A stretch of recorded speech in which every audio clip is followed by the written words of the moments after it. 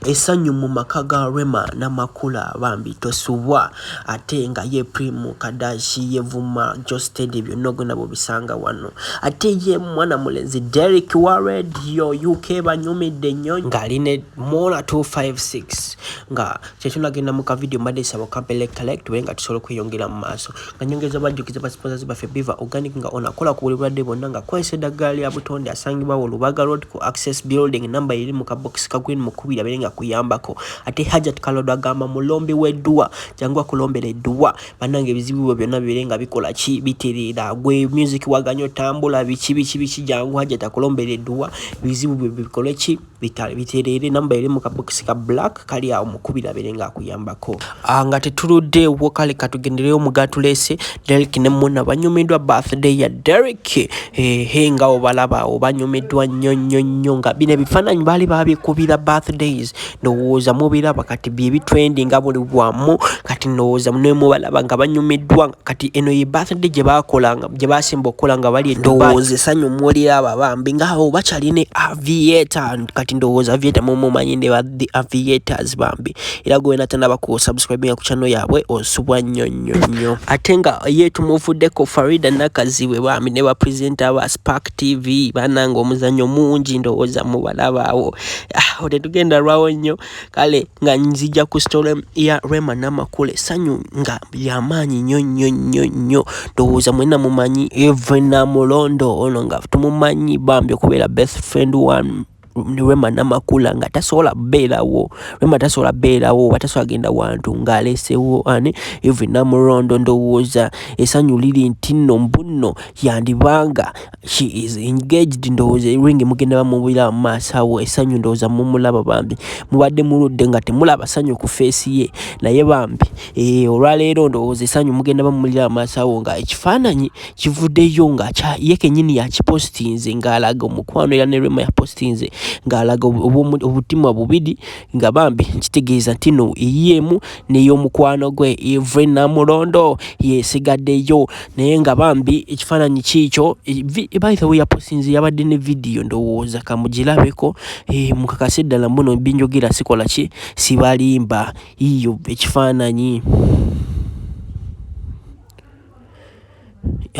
ndowooza mulaba Esanyu awo Rema n'amakula naye nakomawo ne kasmile awo nga tubavuddeko Don Asia atabukidde Phoebe 971 nagamba sigwandiisa bambi munveeko era bakadama basiga bavuddeyo ba house managers abaku TikTok bavuddeyo ne bamutereza mu line ne bamuwa level abana ba TikTok kye bayita level naku zino ku TikTok bana kasooso byamu katono bana bakuwa level naye tetunategeera level kye kitegeeza naye nga kitegerekese nti abana bawadde Don Asia level kambalekere Don Asia byayogedde bambi munyumirwe gwe natana kumpera ka video ka like mbade sabo kampele ka like nebya byokunjagala nga toyina nakyo ngattako mukwano nedda omuntu otuse Uganda bina n'emikwano kati ng'oli omukazi yakwaniriza ku kisaawe yandikugiddeko n'ekigoye ekirungi yes yandikugiddeko n'ekigoye ekirungi at least wani mugambye naye n'abawala bo tebalina kisa ne batagenda wadde kukugulirayo ku ngoye ezinyirira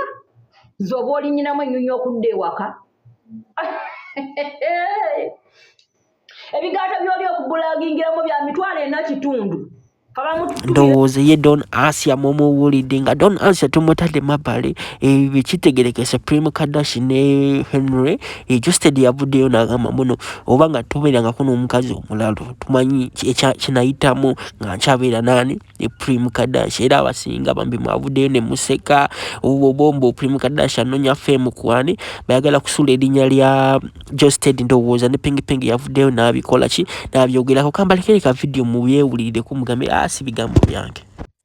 Hey guys, so these are random thoughts, yeah? We're just here having our refresher evenings, trying to think outside the box. But it has sparked something in my mind, eh? Omanyi abantu abamu twagala nnyo okuva mu mbeera gye tulimu tudde mu mbeera endala, but we want to stay comfortable. We are not comfortable getting out of our comfort zones. Does that make sense for you? Yeah. There's someone out there who wants to start a business. There's someone out there who wants to start their career.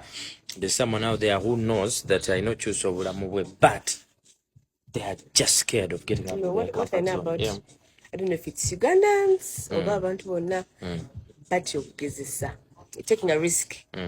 Taking in a risk, you're going to finish. The higher the risk, the greater. People really fear to take risks. But what if I do it and it does not work out? But how will you know? How will you know if you don't take that risk? How? You don't invest in that new business you're thinking about, then how will you know that you will get money out of it? How will you know that it's going to change your life? I didn't know that Lusania would change my life. I had done cosmetics for a long time. But I took a leap of faith. Yep. Let me try my luck. Let me use my small money. It's really hard. What sparked you to get out of that comfort zone? Like I thought about it several times. I felt like I needed something to do. And I grew up on Manga Tunda Juice in town. Oh, wow. And yeah, Manga energy center bunch money. And people would take juice every day. So they go bang on your business, your service. Okay. Service, food, juice. Because I know people are going to get hungry every day. People are going to drink every day. True. So I was like, I have to be in service. But service. I inquired from different people. I have to do service. Oh, wow. It was What businesses have you done just to take people through it? I worked in a library in Sala City. Okay. Number one. Library Negwa. Nengoyi. Oh, wow. It was not easy for me. That was actually the hardest part of it. We have like less than 30 seconds. So, wava mukusala sidi, not da mongoye, rava mongoye. We have like 20 seconds now. Yeah. Oh, no problem.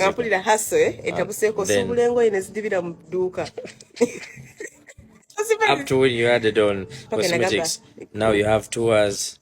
Oh, tours. Then Lusania changed my life. Actually, and when I met you, tours came up. I'm very happy that I took that risk. And Chemba gamba chimu bedde ko kumpisa abasajja baba w'ekitiibwa kyabwe naye n'omugamba ko nakola bwatyo fese linganga ebijanjaalo ne bannange ate n'omugamba ko oli otambujende olwo tayenjogera yaki beddeko kati omukazi omutuufu alina kukola atya asa wanje omukazi omutuufu alina kweyisa atya omukazi omutuufu alina okubeera n'empisa ennungi sikuddawo okuzimbya amatama galinganga gasekuki kulwana ebikyebu